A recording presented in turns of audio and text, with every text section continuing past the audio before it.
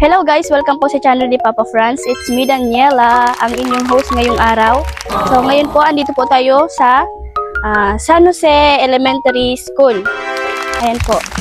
So dito po ako dati nag-aral nung elementary pa po ako. Event po dito ngayon, tinatawag po A1 Child.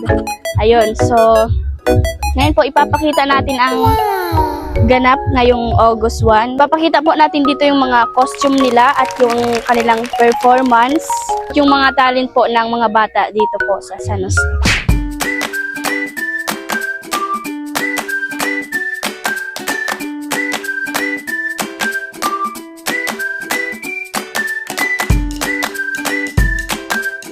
So guys, titingnan po natin yung mga kasali sa A1 Child.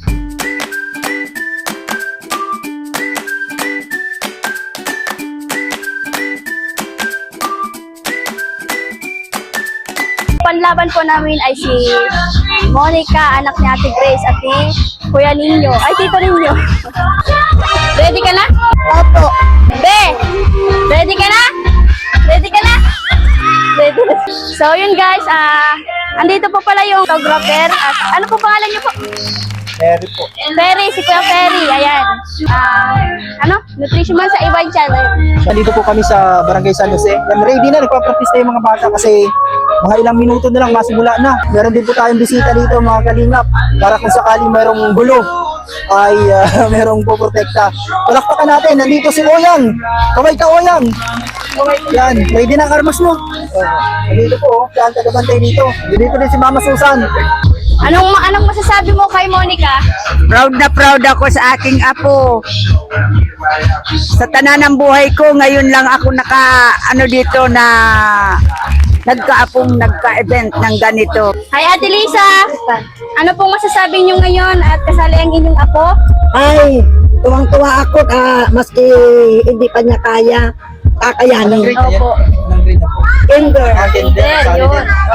Hello! Nagtitingin na sa camera. Kasama pa ang aking apo na manunuod din, maski wala pangalan. Guys, mapapicture muna po tayo habang hindi pa po natin.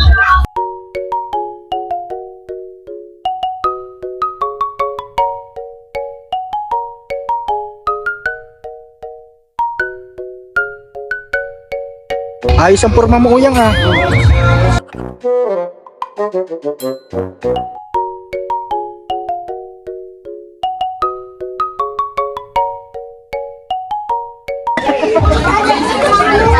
Hello po. Hello po.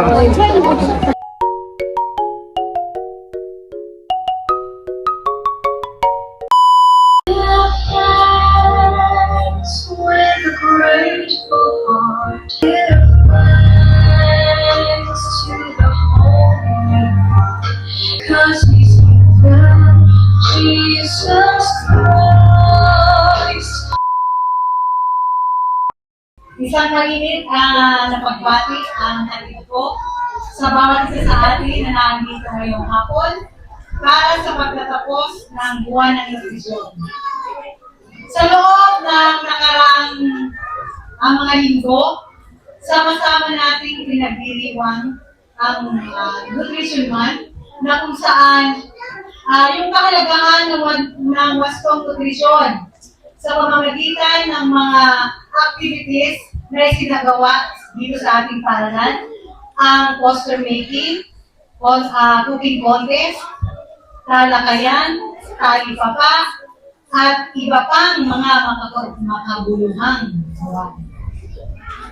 Ang tema natin ng ating pagdiriwang ngayong taon ay food at nutrition security maging priority.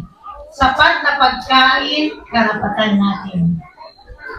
Ito po ay isang paalala na ang kalusugan at edukasyon ay magkaugnay. Kung kaya, dapat natin ito pinauungan.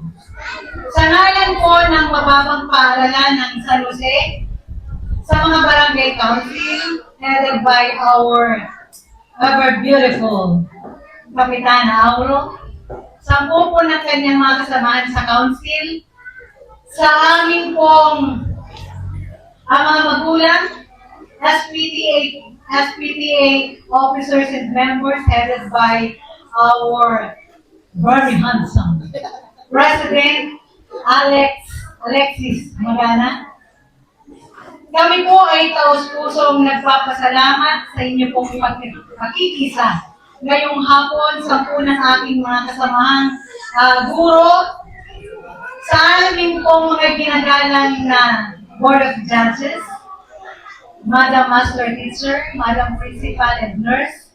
Magandang hapon po sa inyong lahat. Naway hindi dito magtatapos ang ating pagkilos para sa wastong nutrisyon, pagkos patuloy natin itong isabuhay araw-araw. Okay ba yun mga bata? Muli, maligayang pagtatapos sa buwan ng nutrisyon. Mabuhay tayong lahat and welcome. Thank you. Punong Barangay Digna G. Auro. A round of applause for her.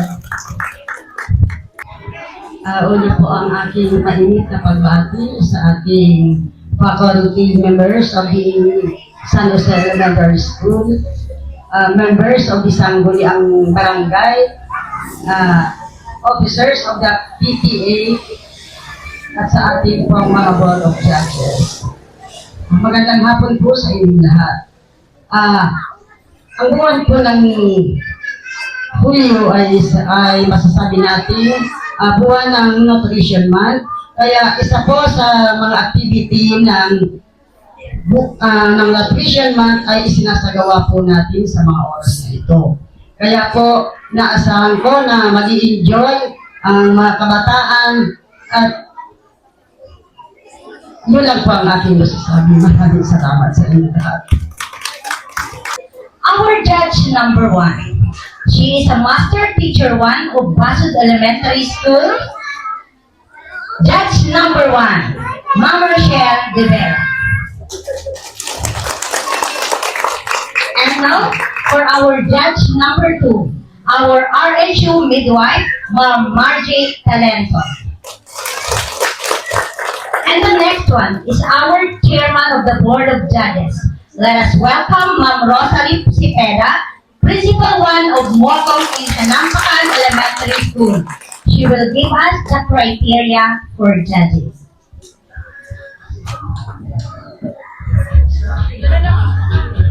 Okay, so magandang hapon po sa inyong lahat. Hayaan niyo pong ibigay ko sa inyo ang criteria for judging. Ito po ay binubuo ng dalawang bahagi, ang money and pageant. So, money is 50% and pageant is 50%.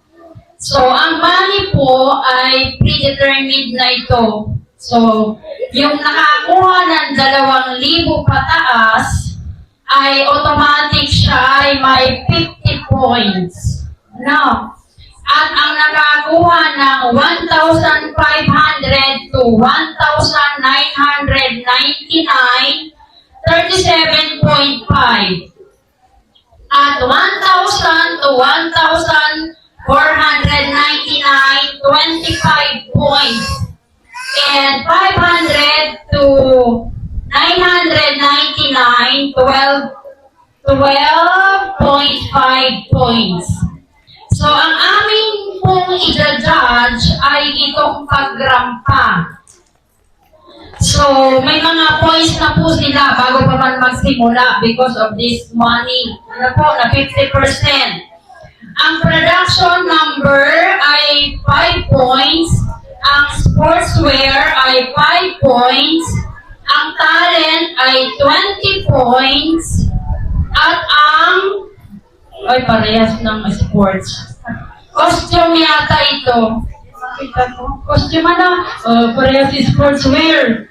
So, costume ay 20 points for a total of hindi pala 100. 50 lang. So, 50 yung money at 50 yung pageant equals 100%.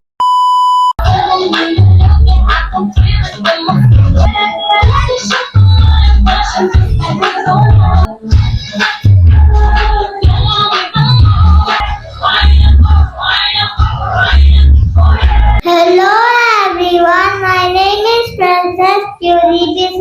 Pasea Apardo. I'm 5 years old. Candidate number 1. And I thank you.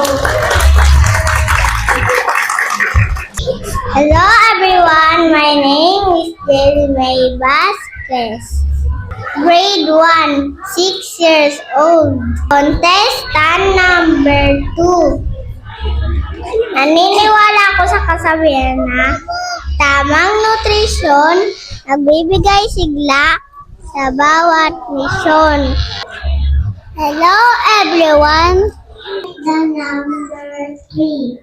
Miss Jana Salades, contestant number 4. Thank you. Hello everyone, my name is Princess Yona F. Sanwan, candidate number 5, representing in grade 2. Kumain ka ng sitaw para matuto kang bumitaw. Sa tao ang mahal ay hindi ikaw. Thank you.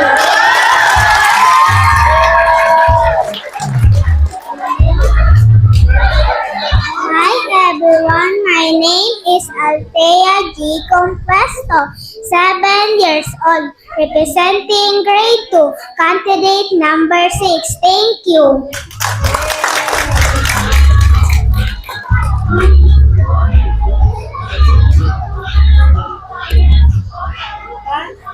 Hello everyone, my name is Monica Azares Acula, nakatira sa San Jose, Basud, Camarines Norte. Naniniwala sa kasabihan, pag kumain ka ng gulay,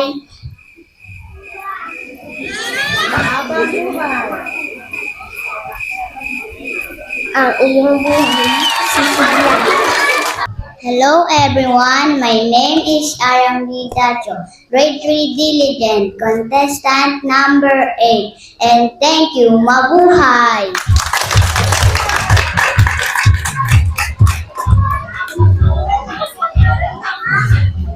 Magandang hapon po, ako po si Shane Scarlett D. Abina, nasa 3 baitang, naniniwala sa kasabihan, pusong busog, pusong masaya. Thank you.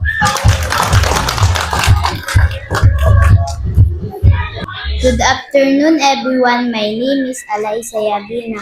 I'm 10 years old, contestant number 10. Thank you. Mabuhay.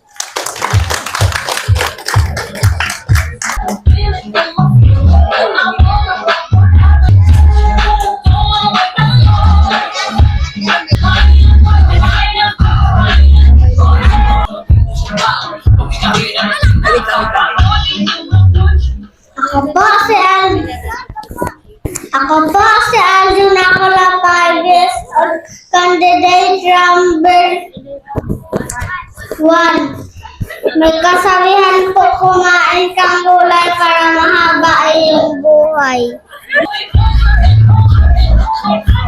Hello everyone, my name is Bri Cornelius, candidate number 2. Thank you.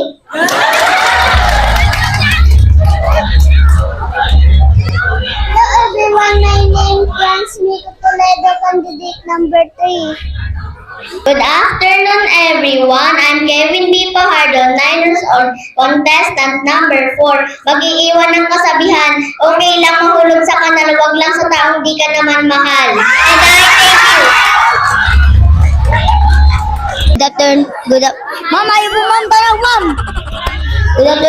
Good afternoon to everyone. I'm Dane Edrich M. Vita, 9 years old, candidate number 5, representing grade 4. At nag-iiwan ng isang kasabihan, action, action, pasanabang nutrisyon.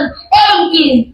My name is Sandra Enrique Armagana, candidate number 6, representing grade 5. May tanong ako sa inyo. Ano? Saging pa kayo? Bakit?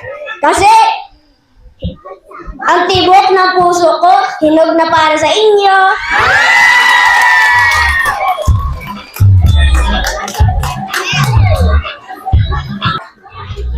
Good afternoon everyone. My name is Fren Angelo B. Fajardo, candidate number 7, representing grade 5. At may iwan akong isang kasabihan. Kapag uminom ka ng gatas, ikaw ay lalakas. Kapag kumain ka ng gulay, hahaba ang iyong buhay. And I thank you.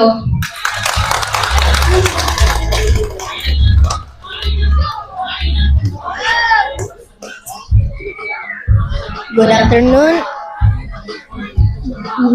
Good afternoon, everyone. My name is Herman J. Vasquez. Naniniwala ako. Candidate number 8. Thank you.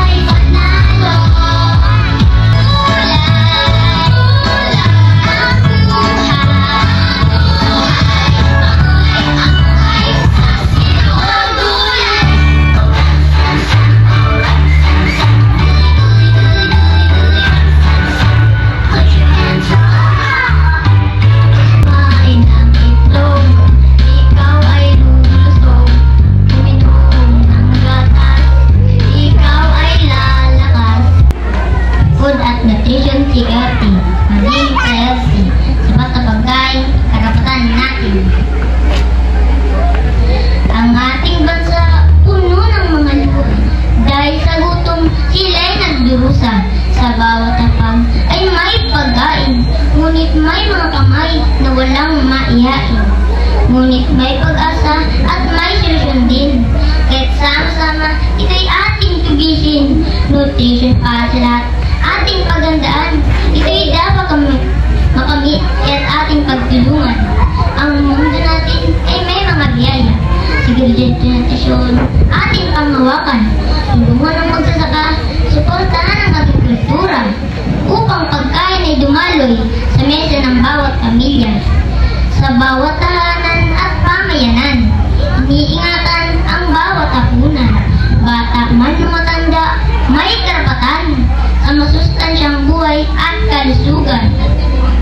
Food at nutrition security maging priority. Dapat ipaglaban, ito'y necessity. Sapat na pagkain, ating karapatan. Huwag itong kalimutan, ipaglaban at panindigan. Magandang hapon sa inyong lahat. Ako po si Sandra Evercane R. Magana, candidate number 6, representing grade 5. Napamagat ng aking tula ay bawat hapag may laman. Sa bawat tahanan, dapat ay masaya. May pagkain tama, masustansya, kultura. Hindi puro chichirya o candy sa kanto. Kailangan ng gulay, prutas, at iba pa. Pagbusog ang tiyan, may lakas ang katawan. Handa sa laro, sa gawain paaralan. Pero kung gutom, mahina't matumbay. Kaya't ang nutrisyon, huwag isang tabi. Bata man o lola, may pantay na karapatan. Kumain ng sapat sa bawat hapagkainan. Bigas, gulay, gatas, lahat kailangan. Upang lumaking manusog, masigla at malakas ang katawan. Ang sigaw ng kabataan, kalusugan, ipaglaban. Sa bawat hapag natin, dapat may laman. Araw-araw, tayong kumikilos para sa kinabukasan malusog. Gulay, prutas, at sapat na pagkain, yan ang simula ng magandang hangarin.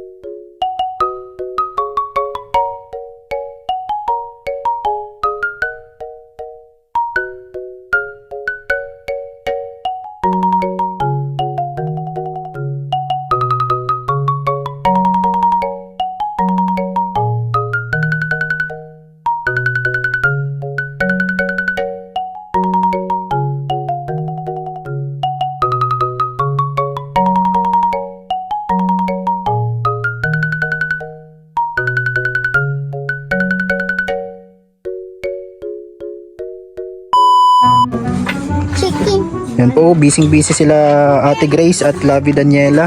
Para saan yan, Ate Grace? Costume. Costume ni Monica. Para sa Yan po. Para sa event ngayong araw po, A1 Child. Dito po sa San Jose Elementary School. Ito, pinagpuyatan ni Ate Grace. Ano to? Ano mga dahon nito, Ate Grace? Daw ng saging. Dahon ng saging. Yan po. Ginanyan niya. Hiniwa-hiwa ng isa-isa. Hanggang anong oras kayo natapos niyan? Alauna. Nabot na sila ng alauna. Talagang pinagpuyatan.